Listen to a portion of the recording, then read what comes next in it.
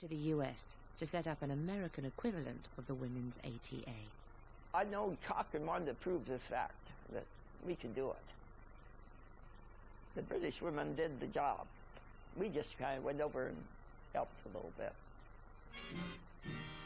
In 1942, with warplanes still pouring out of the factories, ATA had enough women pilots to establish 2 women-only ferry pools. The first was at Hamble near Southampton, close to one of the Spitfire factories. There were about 30 pilots down there, and a tremendous variety of nationality. And so it was really almost a sort of League of Nations down there. Hamble Restrum, I think, would make a very good television programme in itself, because there were several nationalities. There was Spanish being spoken in one corner, Polish in another. High-pitched chattering, and yes, a very nice atmosphere. We were all friends. People doing yoga in one corner, people with the perhaps material spread out on the floor, cutting something out that they were making. Meetings, darning stockings. make do and mend. I do like that. Others playing bridge. I used to play quite a lot of bridge, and that was good. When the weather was bad, you could settle down and hope that the weather would stay bad for the end of the day. And then suddenly the weather would change, and you'd all have to go and fly, and it's the last thing you wanted to do, having been playing bridge all day. But anyway, you had to, so that's that.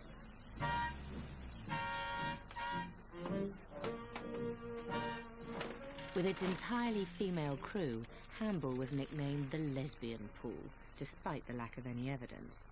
But one girl, Joy Ferguson, certainly wasn't interested in men. She actually wanted to become one. Joy had a sort of masculine brain, I always thought. She thought like a man, though she appeared to be a perfectly ordinary woman. But after the war, she had to decide whether she would go through all the palaver of becoming a man. And she did that, hoping, I think, that she'd become a proper man and get married and that sort of thing. She was a very brave person. She did talk to me about it, and I was rather shocked, I think, to start with. And then eventually she died, not having achieved what she wanted to achieve, though she'd done a lot and been a lot, and a lot of people respected her very much for what she'd achieved, both as a man and as a woman.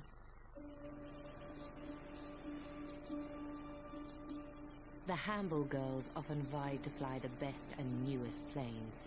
Occasionally that friendly competition spilled over into open rivalry.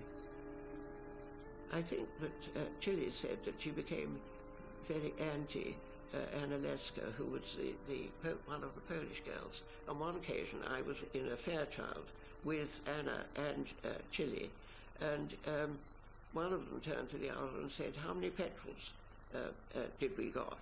And the other said, "You don't say that, you say, how many petrels have we got?" So, which was really very sweet, and I sat in the back thinking, well, as long as we've got petrol, we'll be all right. For some reason, they didn't hit it off, and on one occasion actually became involved in what seems to have been the only all-female dogfight of the war. Above Hamble, it's tempting, isn't it, to call it a cat fight. It was basically a jostling for position before coming into land. It basically cue-barging by the Chilean of the Polaka, as she called her, the Pole. The incident between the Chilean Dualde and the Pole Analeska was reported to their commanding officer, Margot Gore. Margot Gore has Leska and Dualde in and says, one of you has got to apologise, and Dualde, it's you, otherwise you're out. And so she does. She says, "Anna, I'm very sorry." And then on the way out of the room, by her own account, she says, "After the war, I'll knock your teeth out." Chile and Analeska got on with the important work of delivering planes from the factories around Hamble to the front line. The daily routine started with the handing out of the delivery chits. And suddenly they would come out And if we were painting our nails, we had to rush off into the locker room to do something about our nails. It was like a schoolgirl's place, really. Unlike RAF pilots, they weren't just flying one plane. Often they flew several in a day, and those planes could vary from state-of-the-art fighters to heavy 4-engine bombers. That was the most exciting part about it. You didn't know what you were going to do that day. And we'd say to each other, "Oh, look what I've got, look what I've got." And that was terribly exciting. It was sometimes frightening as well, because the aeroplanes were all different. You'd get out of a Tiger Moth into a Wellington bomber, and then into a Spitfire. And so one had to know what one was doing. This was August. On the 1st I flew a Spitfire and a Hellcat. On the 2nd I flew a Firebrand and a Warwick. On the 4th I flew a Fairchild, a Walrus and a Reliant. You weren't very busy then? No, that was not a very busy time. When one looks back at it, you think it couldn't have been possible. But it was, and we did it. And I enjoyed it. Often they hadn't trained on the plane they were about to fly. Their only instruction would be the ferry pilot's notes they consulted in the air.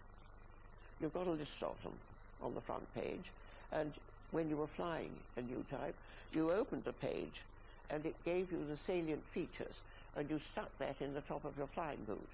And so when you were coming into land or anything else, you could look it up. It was like a Bible. It was all there. The women's section of the ATA was by now thriving, but the girls were still on 20% less pay than the male pilots. It was time for Pauline Gower to step in once again and sort things out. Her natural sense of justice made her think that women should receive equal pay for equal work. How she arranged it was typical Pauline Gower. She had a friend who was a woman Tory MP. She put her up to asking a question in the Commons of Sir Stafford Cripps, the then aviation minister. Is it the case that henceforth women ATA pilots will be paid the same as men? And she let it be known that there'd be a fuss if the answer was no, and the answer was yes. And to my knowledge, that is the first instance of equal pay for equal work for women in British history.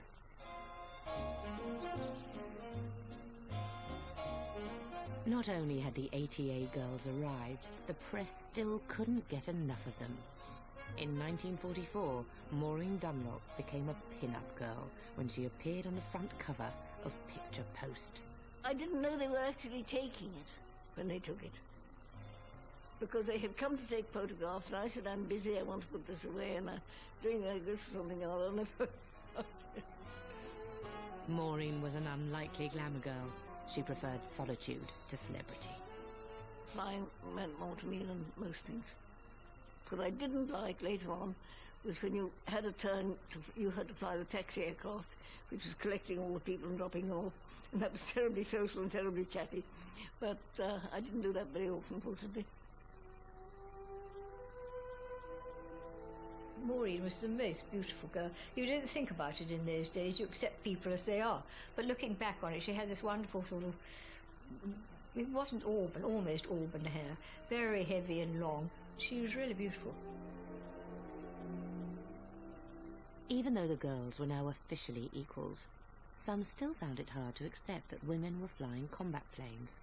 Mary Wilkins Ellis once delivered a heavy Wellington bomber to an RAF base.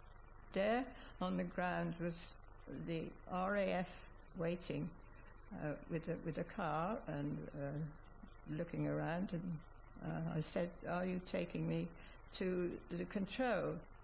And they said, "No, we're waiting for